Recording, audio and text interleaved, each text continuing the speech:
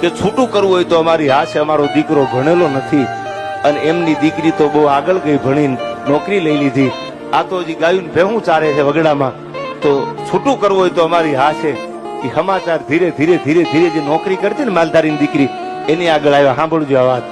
એની આગળ આવ્યા અને કીધું કે એ સામેથી કે છે છૂટું કરવાનું જો તમારે કરવું હોય તો. તેથી જે ઘોડિયામાં જે પોતાના મા બાપના સંસ્કાર લઈને દીકરી મોટી થઈ હતી ને, એ માલધારીની દીકરી એટલું બોલી છે કે હું કોના ભાગ્ય નોકરીએ લાગીશું મને ખબર નથી, અમારા હક પણ તો ઘોડીએ થયેલા હતા અને હવે જો ના પાડું ને તો મારો દ્વારકા વાળો રૂઠે.